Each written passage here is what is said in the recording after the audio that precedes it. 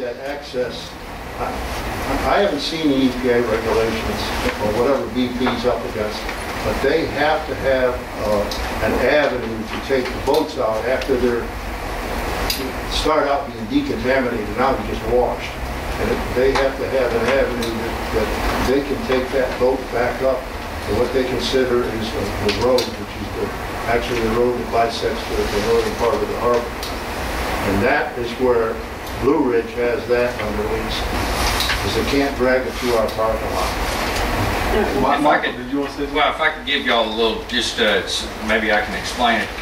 Where the proposed boat wash for BP renting the property from Blue Ridge, if you're at the yacht club, on the east side of the yacht club, right where the parking lot begins, that is the section they're looking at. It's a 60 or 40 by 40 foot section. If you drive by there, just so if y'all are out and about, they've got it painted off. It's where some trailers are. Blue Ridge has 60 feet from that edge of that parking heading east. From the west side of the parking lot heading east, 60 feet out is Blue Ridge's property. That's where the boat wash would go. That's the proposed location. In order for them to get to that location, they would have to lease the 20 feet of property, 20 foot wide, 383 feet long, that runs on the north side of the property that he would be purchasing, or that he's leasing where the restaurant's going. So they'd come out of the boat wash, make a turn, run that 383 feet on that 20 foot stretch that we own, and then pull into the boat wash and wash over by the yacht club, on the east side of the yacht club. And that's how that, but it's marked on the ground out there. If y'all drive by, you'll see where it's spray painted, where they had the footprint for a 4-stall decontamination station, so they could pull 4 boats in at a time and decon it. 99% of the water is recovered, so only 1% goes down on the ground, and then they suck that 1% up. 99% of it is recovered and gone through a centrifuge, so you don't have anything that's getting contamination back onto the property. And this didn't slow down the restaurant at all? None of that traffic will slow down? And Mr. Levins was told that time and time again. Okay. This has nothing to do with your restaurant.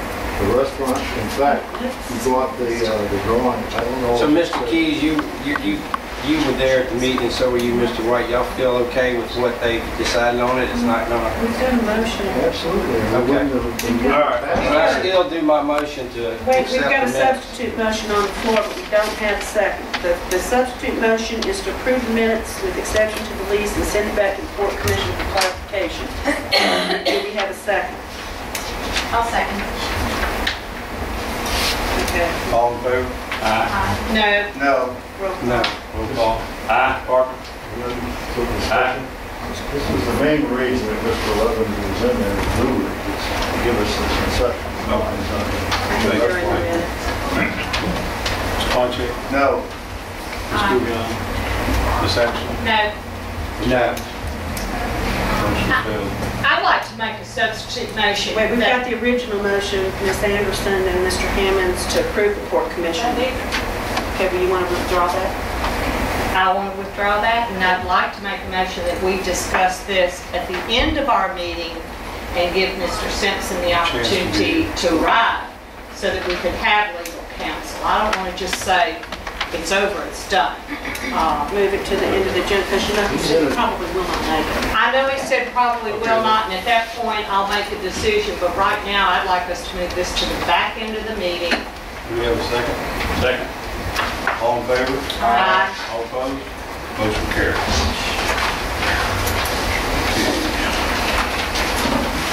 Approved docket of claims number 072010. Motion to approve. Second. All in favor? Aye. Opposed? Motion carries. Department of Business, Mayor's Office. You have in your proposal from Mr. David Nichols to administer grant applications and do other duties in connection with the BP oil spill. He will do things like we can get reimbursed for loss of revenue, but somebody's got to sit down and analyze the loss of revenue, improve the loss of revenue. That if we're down on our sales tax, for instance, that, you know, what could be tied into the oil spill, or what could be is really just Katrina leftovers, and he's offered his services. How did we get him? I mean, He's doing the work for other municipalities along the Gulf Coast to administrate their. With Eddie Farr. I'm sorry? What Eddie Farr's done is. No, he's doing community. is his salary paid for by, We're going to request reimbursement. Yes. so how do we pay for it now? Well, we have, is this in the Yes, grant? it is in the grant. Administrative services, yes, On it the is. I very, remember. very last page under finance, What we have salary to is do in is, sub-grant. he would submit an invoice, we would pay it, BP would reimburse us. I'll make a motion that we approve it. Second. Discussion? Okay. All right, I didn't read that it was in the grant. I read his hourly rate. It's in the There's grant a itself. sub-grant that we gave y'all. Okay, We approved that a while back. There's, oh, in the sub-grant. Yeah, under way finance, back. on the very last Right. page, there's $50,000 for salary. Okay, and it's covered. And there's another option that, once he does his work, we can submit it. There's two options we can do. We can submit it through the claims, or we can submit it through our sub-grant. And that's Okay. probably gonna be up to him, but yes, it will. He's working for D'Iberville and Gulfport at this time. doing it. And I know, he does great work. It was nothing against Mr. Nichols. It was just simply, Do we need to make that not to exceed $50,000 since it's already budgeted? Actually, we have about $150,000 in salaries budgeted. No, I'm sorry, 1.5 million in salaries budgeted. Why don't tonight, just to ease the board members, why don't we just go ahead and make a cap of about 15,000? And not I to don't know exceed what that. I don't know what he's charging the other people, I really do not. Yeah, I don't know if we know what that figure would be. Well, that's what I'm saying, it may be way less. Maybe But I we don't will. think, no, I don't think it'll be more. You might could do it, and then at your next board meeting, if you see it is gonna be more, you could up it then if you would like. I mean, that's just an I'd option. rather put it not to exceed some amount than. Okay, so just what's the open it. cap? I'd like to adjust my, second on that. Look, just somebody say 15,000. cap. 15,000. Is, Mr. Parker, is that good for you on your motion? Let's see. Come on. let's go ahead, guys. Nine. Yeah. 1495. All in favor? Aye. Opposed? Motion carries. All right, donation of trailer to Harrison County. Motion to approve. Second. What trailer is that? It's the So, old senior senior citizens. Oh, okay. All in favor? Aye. Opposed? Motion carries. Civil Defense Hurricane Katrina, discontinue civil emergency Hurricane Gustav. So moved. Second. All in favor? Aye. Motion carries. Extend proclamation of civil emergency Hurricane Katrina. So moved. Second. All in favor? Aye. Motion carries. Proclamation of existence of local emergency BP Deepwater Horizon oil spill. So moved. Second. We need a roll call now. Okay, Mr. Parker? Aye. Mr. Panche? Aye. Ms. Juliana? Aye. Ms. Anderson? Aye. Mr. Hammond? Aye. Any questions regarding BP Deepwater Horizon oil spill, Alderman Couillon? I just had a few questions. I don't know if some of them are for Jim or not. I'll try to decipher. I guess when I read the statute and declaring emergencies, all decisions made on an emergency basis had to be ratified by the either Port Commission or Board of Aldermen. And I didn't know if we had been following that procedure or not. If any decisions have been made on an emergency basis that need to be ratified by us, because nothing has come to us so far. I think that's gonna be a Jim question, because I think once you declare a state of emergency, it goes to the civil defense director. Period. You're giving him the power to, Yeah, but they still have to be ratified by board. I mean, he can make them in an emergency case, and I've spoken to Mr. Simpson about this, but all decisions still have to come back and be ratified by the board. Okay, I don't know what you're talking about as far as what decision. Any decision he's made on an emergency basis, if he says, this is just an example, so don't get excited, I'm closing down the harbor tomorrow just for BP, only for BP operations. If that's a decision that had to be made spur of the moment, fine, but then that decision needs to be ratified by our board at our next meeting. Okay.